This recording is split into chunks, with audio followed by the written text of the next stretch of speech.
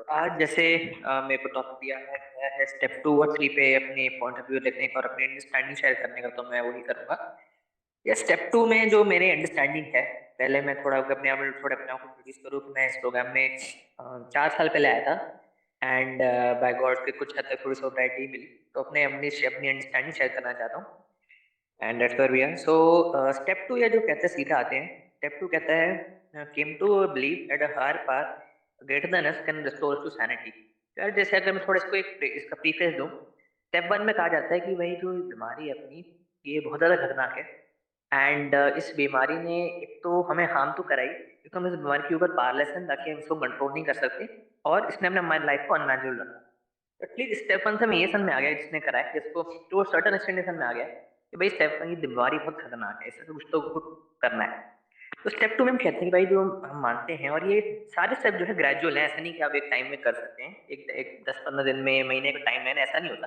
सब ग्रेजुअल होता है। तो स्टेप 2 में कहते हैं कि हमने धीरे धीरे माना कि भाई एक पावर है जो हमसे ज्यादा ताकतवर है। क्योंकि अगर हमसे ज्यादा ताकतवर है, और वो जो पावर है हमको इस बीमारी से निकाल सकती है। क्योंकि अगर हम खुद ही कर सकते हैं, तो हम इस प्रोग्राम में आते क्यों? अगर मैं अपनी शेयरिंग करूं, या मेंबर्स की भी अपनी ओपिनियन होगी कि अगर हम खुद ही ये शेयरिंग कर सकते हैं, खुद ही अगर रिकवर हो सकते हैं, तो हम इधर आते क्यों? तो क्योंकि बीमारी इतनी खतरनाक है, तो हमें एक पावर चाहिए जो इस खतरनाक बीमारी से निकाल सकती है, और वो हायर पावर कुछ भी हो सकती है। जैसे यहाँ पे बहुत एक क्वेश्चन आता है कि यार, और मैं ये क्वेश्चन एक्चुअली मेरा भी है, और स्टार्टिंग मेरा भी था कि भाई मैं तो गॉड में मानता नहीं, तो हायर पावर कौन है जो हमें इस इनसेन बिहेवियर से निकाल सकती है? तो यार ये हायर पावर कुछ भी हो सकती है। ये हायर पावर ऐसी है, ये जो है आप जो आपसे ज्यादा ताकतवर है, और आप मानते हो कि यार एटलीस्ट पॉसिबिलिटी है कि हमें इस बीमारी से निकाल सकती है। तो जैसे अगर मैं अपनी बात करूँ, मेरी हायर पावर अगर मैं पर्सनल शेयर करूँ, मेरी हायर पावर इज नेचर। क्योंकि मैं तो बहुत रिलीजियस नहीं हूँ, कईयों के लिए रिलीजियस गॉड भी होता है, दैट्स आल्सो ओके। बट कईयों के लिए प्रोग्राम होता है, कईयों के लिए कोई स्पॉन्सर होते हैं, कईयों के लिए मीटिंग होती है। तो ये बहुत कॉमन हायर पावर है। तो बेसिकली हर एक बिलीफ होना चाहिए, अपने एक दिमाग में कंसेप्ट का एक बिलीफ होना चाहिए कि भाई एक पावर है जो हमसे ज्यादा ताकतवर है, जो हमें इस एडिक्शन से निकाल सकती है। और ये जो बिलीफ है, और जो इसका जो इफेक्ट है अपनी लाइफ में, धीरे धीरे दिखता है। तो इसको इसको एवरी डे इसको प्रैक्टिस करना होता है, और इट टेक्स टाइम। बट इसका ये तरीके, क्योंकि इसका एक इससे मेरी बेसिक अंडरस्टैंडिंग साथ तो कुछ है नहीं, क्योंकि अगर हम खुद ही निकाल सकते हैं, खुद ही अपने आप अगर रिकवर कर सकते हैं, तो हम इस आगे आने की जरूरत नहीं है। तो इसका मतलब ये स्टेप 1 कहते हैं कि हम पावरलेस है इसके ऊपर। क्योंकि हम इस बीमारी के ऊपर पावरलेस है, we need a powerful higher powerful entity, also known as higher power, जो हमें इस बीमारी से निकाल सकती है। तो ये इस प्रोग्रेसी स्टेप 2 की जिस्ट है। ताकि, और ये अंडरस्टैंडिंग धीरे धीरे आती है, जैसे कि पहले मेरी भी बदलती, पहले मेरी नेचर थी, पहले मेरी यूनिवर्स थी, फिर नेचर थी, फिर थोड़ा रिलीजन में शिफ्ट होकर मैंने करनी, या रिलीजन में कुछ समझ नहीं आया, तो फिर से नेचर पे आया। तो ये धीरे धीरे है, और कुछ स्टेबल नहीं है। जैसे एक बिलीफ होने दिमाग में कि हाँ कोई कोई ना कोई निकाल सकता है, जो फेथ होता है वो होना, कोई ना एक फेथ होना चाहिए कि भाई हाँ भाई कोई ना कोई तो निकाल सकता है। क्योंकि और इसका एक एविडेंस भी है।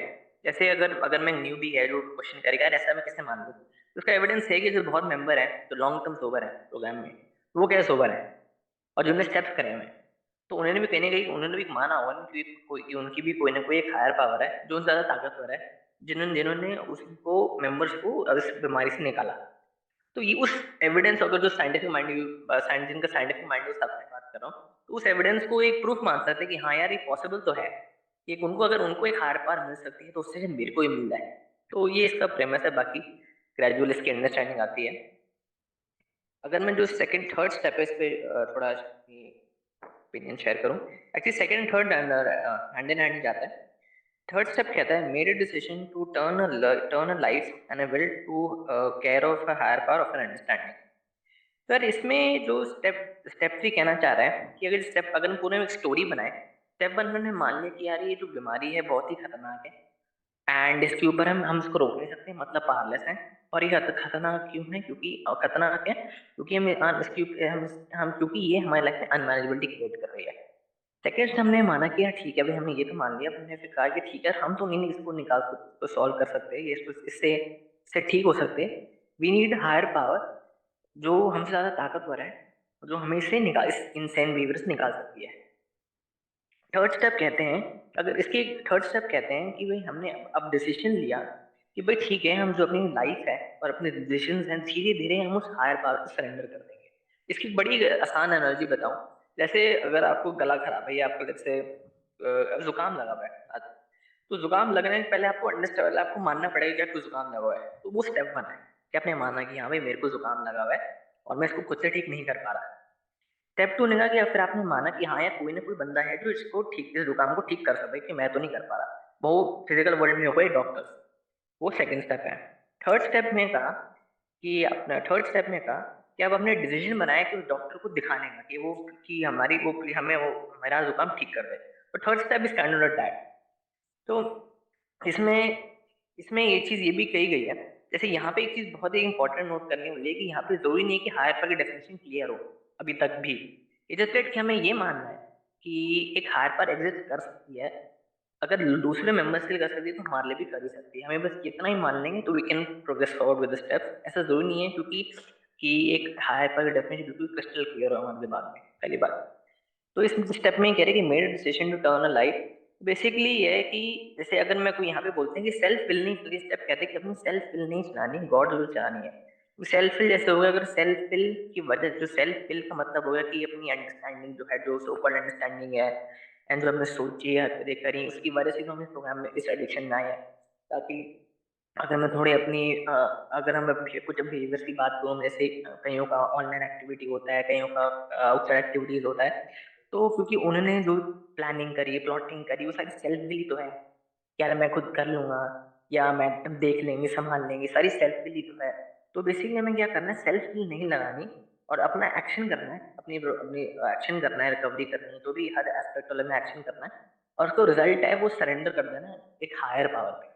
और वो हायर पावर हर एक की अलग होती है, वो कुछ भी हो सकती है। तो ये इसका इस थर्ड स्टेप का क्रक्स है।